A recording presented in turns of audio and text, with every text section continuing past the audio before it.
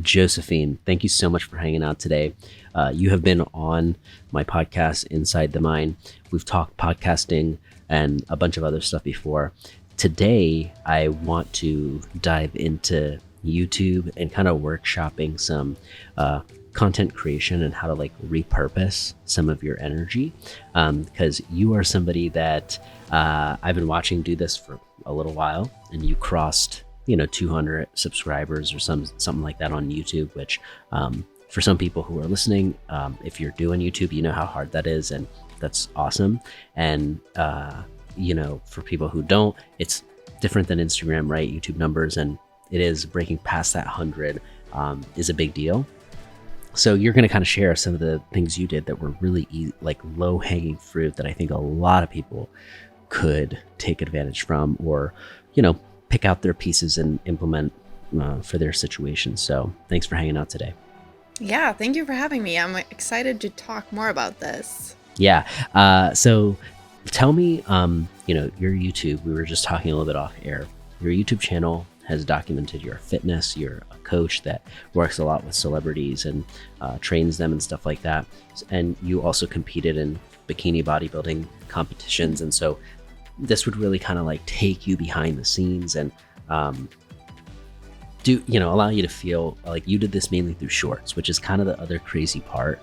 A lot of times on YouTube, it's like landscape, and you think longer videos, like thumbnail, title, everything is so just like dressed up.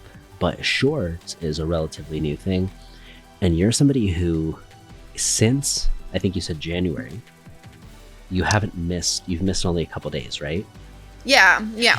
So my strategy was that I wanted to be consistent with something on YouTube, and I was like, I'm not great at editing videos, so I was like, that's going to take way too much time for me to learn and get into, but I still wanted to share a little bit of my journey and like what I do on a daily basis and share some knowledge and so on. So I was like, okay, people started to talk about shorts, and I was like, maybe I should get into that now while it's still kind of new. And I saw like people like Gary V saying like that you should post like every day, and I was like, okay, let's try this. And I decided that I was just gonna be smart about it. So all the reels that I had posted the week before, I decided that I was gonna upload as shorts the week after, and just like so repost smart everything. Yeah, because I was like, that's not gonna take double my time, and not all my YouTube followers are probably not on Instagram, or maybe they missed like the post when I put it up on Instagram, or I was like, whatever, like if they see it again, that's probably helpful. So Can I really quick jump in? And there's two really smart things that you did there that I want to highlight. Number one is you waited a week to post the same thing, which this is the second or third time I'm hearing this from like other people near me who have been like, oh, like I've heard this works good, because basically our attention span is so short, we forget after a day or two, like, what did we see this person post last week? And so it feels totally new, even though it's the same thing. It's a great reminder, even if some of those same people did see it and they follow you on that platform. And then the second thing to highlight that's really important here is that you saw success from reposting what you're already doing on Reels, which is the example of like I would rather, I mean, it's more inspiring to see that than it is somebody who put like so much time into the YouTube videos on its own on top of Instagram, and it worked, because you're like, of course it's going to work. You put time into it, it should work. But when you take something like that's working on one place and you just took I think you said how much time per week to basically upload the same thing or title it up, because it does take time to title it or thumbnail it or whatever. How much time did you take? I would say maybe an hour a week, like an hour, between an hour and 2 hours, depending on, like how quick like the internet, like sometimes there's like some technical issues, but sure, yeah, probably an hour a week to upload like 7 days. I usually schedule them at the same time every day, and that's the good thing with YouTube, because they have this tool where you can actually schedule everything out, which Instagram does not have. And I think that you chose a very lucky time. You scheduled it at 11:11 a.m. Exactly. Yeah, you do the same time every day, and it's like you already had this since you were using a week's prior posts versus the same. Because I do this too, but it's like sometimes I'll do the same like post from that day, or else I kind of forget about it. But like go back a week, and you've got so many that that audience potentially hasn't seen. And I'm curious about this. From your knowledge, how many people are from like, do you tell your Instagram folks about your YouTube, or are those Actually people not. purely from? And I should probably do that now when you say it, because I haven't done it, and I have way more followers on Instagram, so maybe I should get even more followers on YouTube if I actually tell them about my YouTube channel. Right.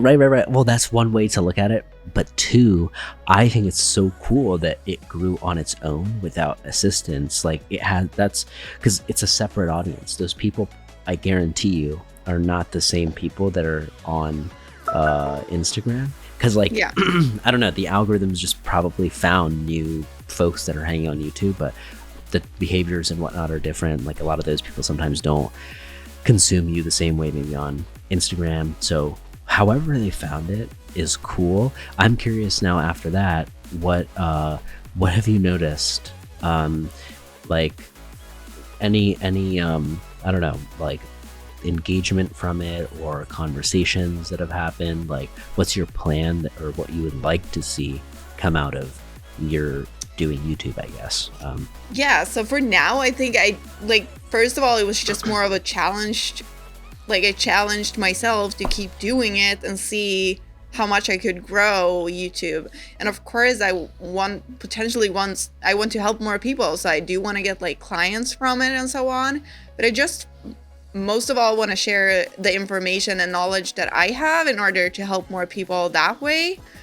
But then if I can help them even more and coach them or something like that, that's great. But first of all, it was more so a challenge for myself to keep spreading more knowledge and to keep it up, because sometimes it gets kind of, I don't know, you feel like you're not getting that much response, or like, is it actually worth the time you're putting into it? But in the end of the day, I think it is. I think even though people don't always engage with the content you put out there, maybe they see it and in some way it inspires them. And sometimes I do hear back from people saying that I inspire and motivate them, and when you hear that, that makes it even more worth it for sure. That's what I was gonna say. How do you, because it's such a slow grind, like YouTube is similar. I love it for this reason too, because it's slow and painful in a way, and it's like Olympic weightlifting, right? Very slow gains, like a strict press. It's not going to go up 10 pounds at a time PR. It's like very slow progress sometimes. And but long term, or the rewards of it are sometimes so much greater that it's worth it. It feels good. And podcasting is very similar. Blogging is another one that all kind of fit that like long.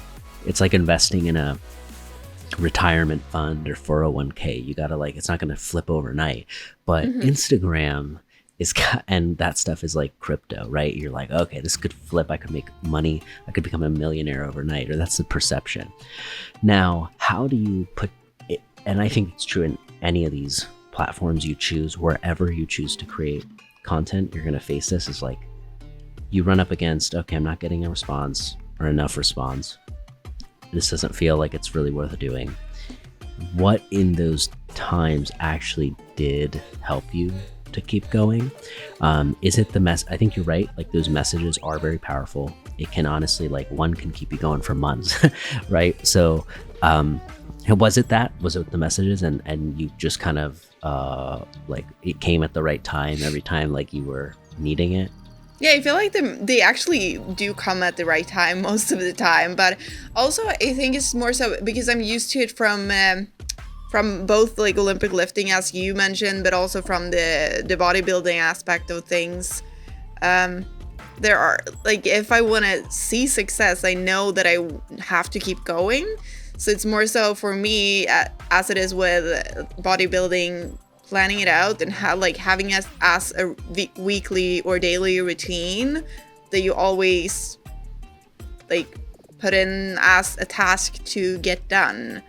And when I have it there, like in my schedule, kinda. I make sure that I always do it. And some days I do not put in a lot of work, and maybe it's not the best videos, but I put something out there, and you never know what the response is going to be, because sometimes the videos you think are not that great, maybe they'll actually end up with a lot of views or responses. So I really like that, because it's just like there's something to if you're talking about how do you add trust or build trust, credibility, authority, all these different things, right? Just sometimes showing up more frequently, like 3 times, 5 times instead of once or twice. Even though it's more aggressive, it might not be sustainable. You can't do it forever. When you do it, that stance automatically sometimes establishes expertise and credibility, because you're like, hey, I don't know, but every day I'm going to come up and share something related to this, right? And you can kind of count on me for that. Even if that's not the explicit promise, it's like people can expect a steady stream of like inside your journey. And that's kind of like they're hooked on it. You know, they want to keep, it's like a good book that you want to make sure, like you want to get to the end. You're like, all right, I started it and I don't want to put it down. I need to know what happens. You've kind of created that experience, I think, or are in the midst of figuring it out, and seeing you do it with YouTube is really cool. What other what are you focused on over the next, let's say, 3 to 6 months with whether it's your YouTube, your Instagram? How are you kind of thinking about your content strategy a little bit overall?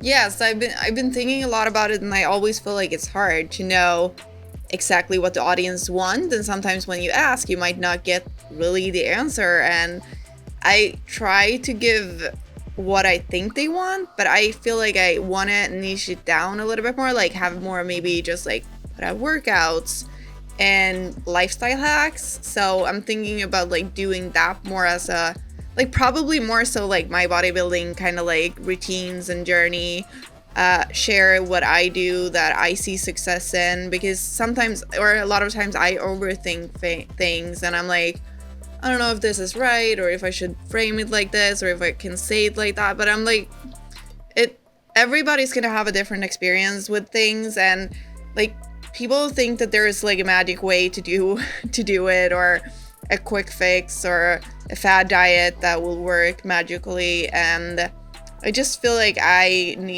want to put out what works for me, and if people want to try it out, they can go ahead and try it out. I'm not going to say that it's the only way, but yeah, just like being more like open with everything I do and share my journey, I guess.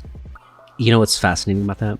I wonder if your clients, your existing people, or some of your best top people of all time, if you thought about, if what convinced them to end up working with you, if you were to go back or really ask them, if it was the fact that like there was something about what you were doing that they liked, that they also wanted, or a version of that.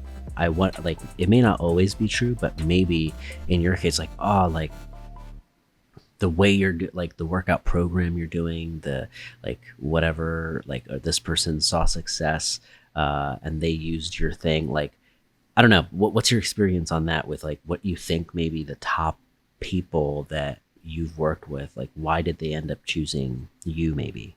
Yeah, that's a super interesting question, and I kind of feel like I need to ask some of my clients. But I think it's probably a mix of seeing the results that I got myself and that I like helped other clients to reach. But also a little bit of my personality, I think. I don't know if that sounds really weird, but yeah, I think it's just that I'm usually very like a happy person, and I do try to relate to people and be in their shoes or whatever you say, and help them in the way, like help them figure out a way of doing it that works for them. And I wonder, so that's exactly what I was kind of getting at, is that your unique like personality, your way of doing things is what, like there's a lot of options if you're a celebrity or a DJ or whatever, and it's like you've got that at your disposal, but they ended up choosing you for that reason. And so it makes sense, if you were to reverse engineer it, that the way to attract that as more is by putting out more that is sharing more about you and your unique stuff. And even if it's like boring to you, if it's exciting to the end person, that's really all that matters. So I don't know, there was something like very simple about what you said there. That's true. That makes sense. It's like, and a lot of it, even if you were to ask them, I'm not sure if it can be fully articulated. So I wonder if a better way is to look at like an example of, let's say, a doctor. Okay, so let's say we have to choose a doctor or somebody to work with. When we meet two different doctors and one is very, let's just say the personality you just mentioned, like you, someone who is a little bit more positive, upbeat, friendly, like you feel kind of like not a burden when you're there, right? And like someone asks you, hey, what do you look for in a doctor? You're not going to be able to say like, well, I want a doctor who's like really upbeat and positive, because like that's not the main thing, right? You're just like, well, I just need a doctor. But truly, if you broke down someone's choices, like my own even, where I'm like, would I go with this guy or would I go with the office that's like, they're better, they work with professional athletes, but they're assholes, like they're not fun to work with, they're not nice. I mean, if I had the choice, I'm going to be drawn towards the people that I like felt a little bit more of a pull towards. And people might not always be willing to acknowledge that or be able to say exactly that. Like, I was attracted to your stuff because like you remind me of like myself when I was starting out, or like when I was doing this. Like, not people will always say that to you, but sometimes it does come out. And when it does, it's worth paying attention to, because it's like, you basically are reverse engineering that process for content, right? It's like, how do you create that same experience, but do it through YouTube, your Instagram, your podcast, wherever else you're kind of doing it. So I don't know, it's just a different way of kind of thinking about, I guess, your content. That's working super for you. I've never really thought about it that way, so that's really helpful actually. And I don't know if I've honestly exactly thought about it in this particular way either. I think that was a fun byproduct of getting to do this conversation. So thanks for hanging out and doing this today. Where can we keep up with what you're doing? Because obviously, your YouTube channel, people can check that out if they want. What else do you have going on that you're excited about? Follow me on Instagram as well. I am Josefine Holmberg. That's usually where I post daily, and I post like stories as well with what's going on in my life. That's probably the main two: my YouTube and my podcast, and then Instagram. Love it. Okay, I will also get all that linked up in the description. But thanks again for taking the time and just being open and sharing kind of your experience as you go along, because it's fun to check in, and it was great doing that today with you. Thank you so much for having me.